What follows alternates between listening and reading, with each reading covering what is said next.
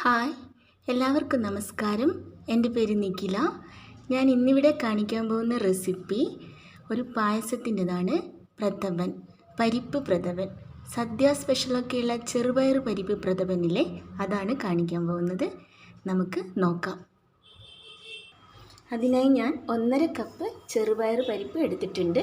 ഇവിടെ ചെറിയ പരിപ്പ് എടുത്തിട്ടുണ്ട്. ഇനി നമുക്കിതൊന്ന് വറുത്തെടുക്കണം. കഴുകരുത്. ഇപ്പോഴേ വറുത്തെടുത്തതിന് ശേഷമാണ് കഴുകേണ്ടത്. നമുക്കൊരു ഗോൾഡൻ ബ്രൗൺ കളറാവുന്നത് വരെ ഒന്ന് വറുത്തെടുത്തിട്ട് വരാം. ഞാൻ ഇതുപോലൊരു അടി കട്ടിയുള്ള പാത്രം എടുത്തിട്ടുണ്ട്. അതിലേക്ക് പരിപ്പ് ഇട്ട് കൊടുക്കാം.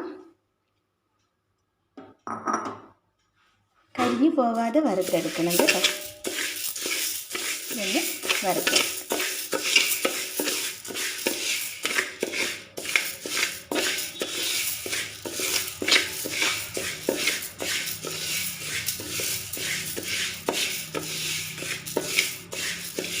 നമ്മുടെ വിഷു സ്പെഷ്യൽ പായസമാണ് കേട്ടോ. പ്രഥമൻ എല്ലാവർക്കും ഇഷ്ടമുള്ള പായസമായിരിക്കില്ലേ.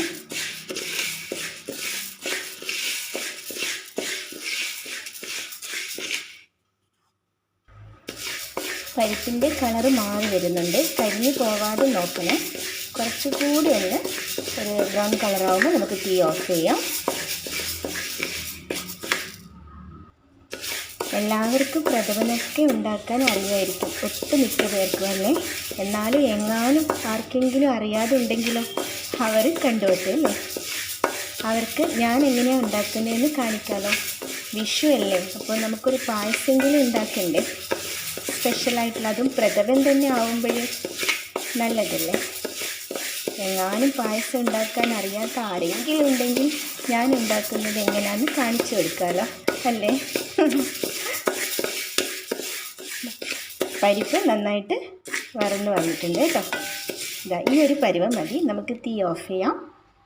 ഇനി നമുക്കിത് വേറൊരു ബൗളിലേക്ക് മാറ്റി നമുക്ക് കഴുകിയെടുക്കണം.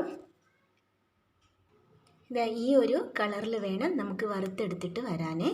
കരിഞ്ഞു പോകാൻ പാടില്ല. ഇനി നമുക്കിത് കഴുകിയെടുക്കണം. കഴുകിയെടുത്തിട്ട് വെള്ളമൊക്കെ വാർത്ത് വയ്ക്കണം. ഞാൻ പരിപ്പ് കഴുകിയിട്ട് വെള്ളമൊക്കെ കളഞ്ഞെടുത്തിട്ടുണ്ട്. ഇനി നമുക്കിത് വേവിച്ചെടുക്കണം. കുക്കറിൽ വേവിക്കാം. അപ്പോൾ പെട്ടെന്ന് നമുക്ക് പായസം ഉണ്ടാക്കിയെടുക്കാൻ പറ്റും. പരിപ്പ് പെട്ടെന്ന് വെന്ത് കിട്ടും. നമുക്കിതൊരു കുക്കറിലേക്ക് ഇട്ട് കൊടുക്കാം. കുക്കറിലേക്ക് ഇട്ട് കൊടുക്കാം.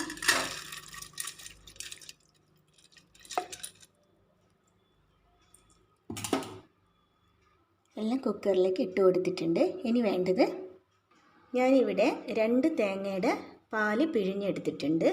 ഇത് 1-ാം പാലാണ്. ഒരു തുള്ളി വെള്ളം മാത്രം ചേർത്തിട്ട് പിഴിഞ്ഞെടുത്ത കട്ടിക്കുള്ള പാല്. ഇത് 2-ാം പാലാണ്. ഇത് 3-ാം പാലാണ്. ഈ 3-ാം പാലിൽ വേണം നമുക്ക് ഈ പരിപ്പ് വേവിച്ചെടുക്കാൻ. ഇത് നമുക്ക് കുക്കറിലേക്ക് ഒഴിച്ചു കൊടുക്കാം. 3-ാം പാല് കുക്കറിലേക്ക് ഒഴിച്ചു കൊടുക്കുന്നുണ്ട്. 1.5 ഗ്ലാസ് പരിപ്പിന് ഞാനൊരു 2.25 ഗ്ലാസ് വെള്ളം വെച്ച് കൊടുക്കുന്നുണ്ട്. ഒരു 2.25 ഗ്ലാസ് വെള്ളം വേണ്ടി വരും. വെള്ളമല്ല, 3-ാം പാല്. 3-ാം പാല് ഒഴിച്ചു കൊടുത്തിട്ടുണ്ട്. ഇനി ഇത് കുക്കർ മൂടി വെച്ചിട്ട് നമുക്കിതൊന്ന് വേവിച്ചെടുക്കണം. ഒരു 5 വിസിൽ വേണ്ടി വരും. പരിപ്പ് വേവുന്നപ്പോഴേക്ക് നമുക്ക് ശർക്കര പാനി ഉണ്ടാക്കാം. പായസത്തിലേക്ക് ആവശ്യമുള്ള അത് ചെയ്യാം. അതിനായി ഞാൻ ഇത്രയും ശർക്കര എടുത്തിട്ടുണ്ട്. മധുരമൊക്കെ എല്ലാവരുടെയും ആവശ്യം പോലെ ചേർക്കണം. ചിലവർക്ക് പായസത്തിന് അധികം മധുരം ഇഷ്ടമുണ്ടാവില്ല. ചിലവർക്ക് നല്ല മധുരം വേണ്ടി വരും. ഞാനിപ്പോൾ ഇത്രയും ചേർത്ത് കൊടുക്കുന്നുണ്ട്. ഇതൊരു പാത്രത്തിലേക്ക് ഇട്ട് കൊടുക്കാം. ഇത് മെൽട്ടാവാൻ ആവശ്യമുള്ള വെള്ളം ചേർത്ത് കൊടുക്കുന്നുണ്ട്. ഒരു 1/2 ഗ്ലാസ് വെള്ളം ഞാൻ ചേർത്ത് കൊടുത്തിട്ടുണ്ട്. ഇനി നമുക്കിതൊന്ന് മെൽട്ടാക്കി എടുക്കാം. ശർക്കര പാനി ഇവിടെ റെഡി ആയിട്ടുണ്ട്. നമുക്കിനി തീ ഓഫ് ചെയ്യാം. എന്നിട്ടിത് ശർക്കരയിൽ കുറച്ച് അഴുക്കൊക്കെ ഉണ്ടാവുമല്ലോ, അതുകൊണ്ട് നമുക്കിത് അരിച്ചെടുത്തിട്ട് മാറ്റി വയ്ക്കാം.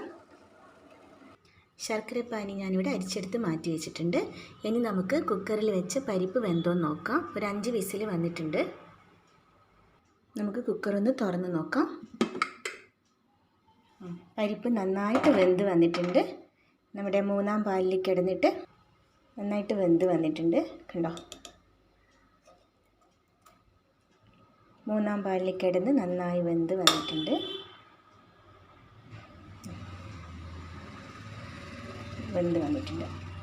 ഇനി നമുക്ക് പായസം ഉണ്ടാക്കാനായിട്ട് ഇതുപോലെ അടി കട്ടിയുള്ളൊരു പാത്രം എടുക്കുക.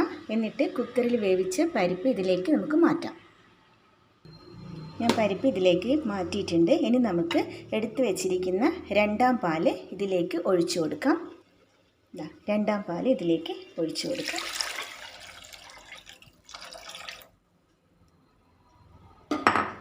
നന്നായിട്ടൊന്ന് തിളച്ച് വരട്ടെ.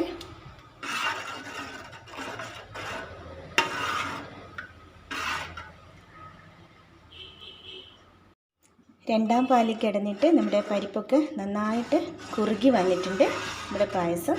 ഇനി ഇതിലേക്ക് നമുക്ക് ചേർത്ത് കൊടുക്കേണ്ടത് ശർക്കര പാനി ചേർത്ത് കൊടുക്കണം. അരിച്ച് മാറ്റി വെച്ച ശർക്കര പാനി ഇതിലേക്ക് ചേർത്ത് കൊടുക്കാം.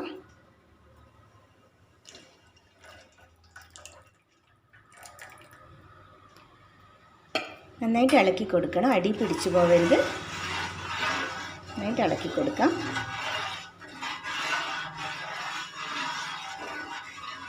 ഇനി ഒന്ന് തിളച്ച് വരണം കേട്ടോ.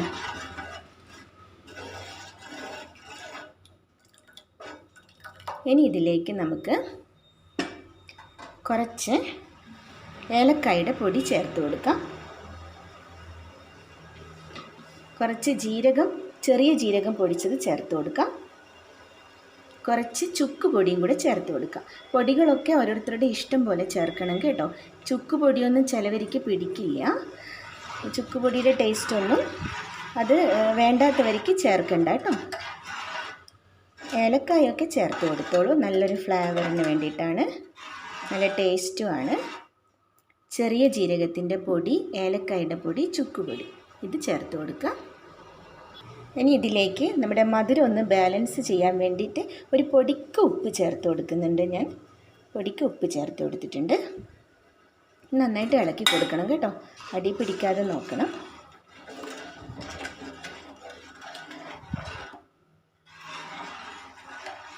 ഇളക്കി കൊടുക്കാം.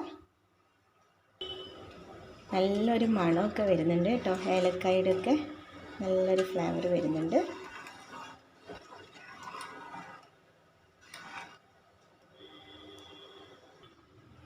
നമ്മുടെ പരിപ്പ് പ്രഥമൻ ഇവിടെ റെഡിയായി വരുന്നുണ്ട്. ഇനി നമുക്ക് ഇതൊന്ന് തിളച്ച് കഴിഞ്ഞിട്ടുണ്ട്. ഇനി നമുക്ക് തീ ഒന്ന് ഓഫ് ചെയ്യാം. ഇനി ഇതിലേക്ക് നമ്മുടെ ഒന്നാം പാല്, കട്ടിയുള്ള ഒന്നാം പാല് ചേർത്ത് കൊടുത്തിട്ട് നമുക്കിത് അടുപ്പിൽ നിന്ന് വാങ്ങി വെക്കണം.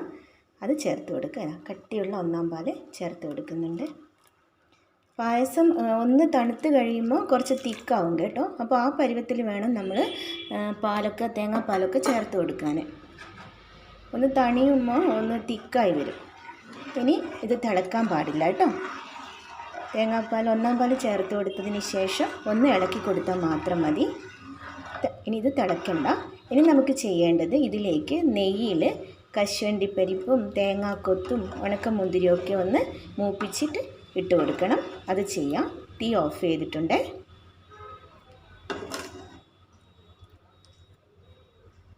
അതിനായി ഞാൻ ഇതുപോലൊരു പാൻ അടുപ്പത്ത് വെച്ചിട്ടുണ്ട്. അതിലേക്ക് നെയ്യ് ഒഴിച്ചു കൊടുക്കാം. നെയ്യാണ് ഒഴിച്ചു കൊടുക്കേണ്ടത്. അതാണ് നമ്മുടെ പായസത്തിൻ്റെ ഒരു ടേസ്റ്റ്. ഇതിലേക്ക് തേങ്ങാക്കൊത്ത് ചേർത്ത് കൊടുക്കാം. ഇതൊരു ഗോൾഡൻ ബ്രൗൺ കളറാകുന്നത് വരെ നമുക്കൊന്ന് നെയ്യിലൊന്ന് മൂപ്പിച്ചെടുക്കണം.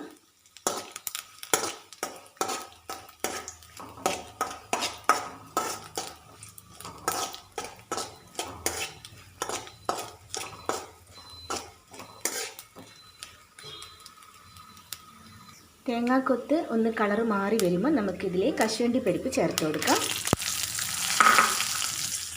അതും കൂടി നന്നായിട്ടൊന്ന് ഇളക്കി കൊടുക്കാം.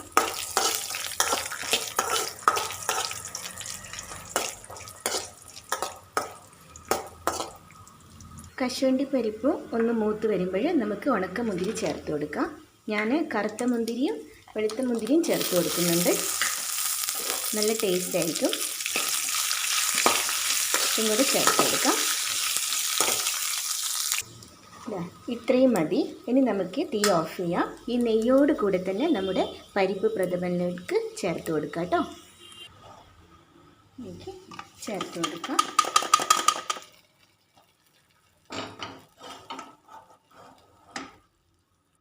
ഇതാ നമ്മുടെ ടേസ്റ്റി ആയിട്ടുള്ള പരിപ്പ് പ്രഥമൻ ഇവിടെ റെഡി ആയിട്ടുണ്ട്.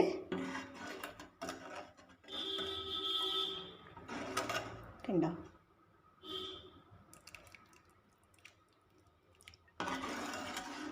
എല്ലാവരും ട്രൈ ചെയ്ത് നോക്കണം കേട്ടോ. നല്ല ടേസ്റ്റി ആയിട്ടുള്ളൊരു എളുപ്പം തയ്യാറാക്കാനും കഴിയും കേട്ടോ.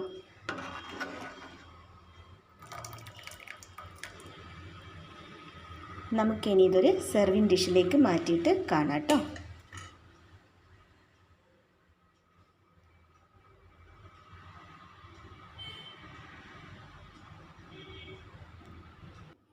ഇത് ഞാൻ പ്രഥമൻ സെർവിങ് ഡിഷിലേക്ക് മാറ്റിയിട്ടുണ്ട്.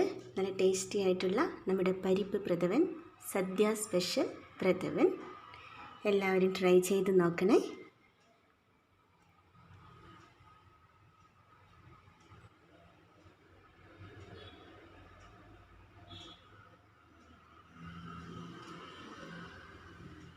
Thank you.